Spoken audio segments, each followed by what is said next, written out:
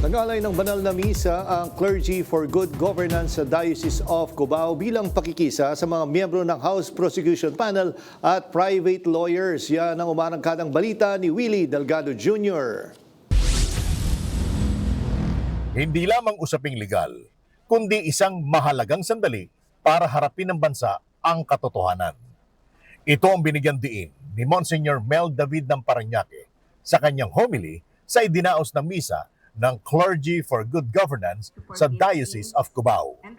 Ayon kay David, matagal na raw uhaw ang sambayan ng Pilipino sa mga kasagutan sa malinaw na issue ng umano'y maling paggamit ng pondo ng bayan, questionabling paghawak ng pambansang budget at mga programang kinakasangkapan sa pamumulitika.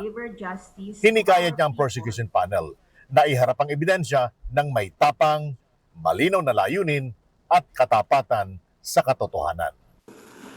Na kayo ang mga itinalaga sa prosecution of this impeachment trial of the Vice President will be the voice of God addressing the Filipino people to rise up and walk through your courageous and truthful presentation of evidences that will finally bring darkness at the back of our human history and bring light to the life of the Filipino people.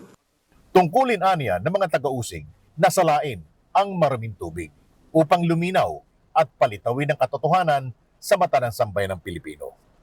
Aniya, hindi lamang dapat magmula ang lakas sa kapangyarihan, bagkus lakas mula sa Diyos at sa konsensya. Sa gitna din ng misa, inamin ni House Lead Prosecutor Attorney Jervy Luistro na hindi biro ang papel ng prosecution panel sa harap ng matinding opinyon at patikos ng publiko.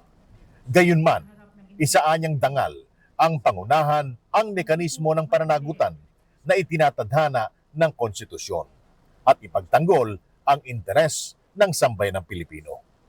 Humiling din siya ng panalangin, hindi lamang para sa prosecution team, kundi maging sa defense team at sa mga tatayong senator judges. Kung saan po nanggagaling ang paninindigan naming lahat, it is because we believe that Filipinos deserve better leaders. Filipinos deserve better nation. Filipinos deserve better republic.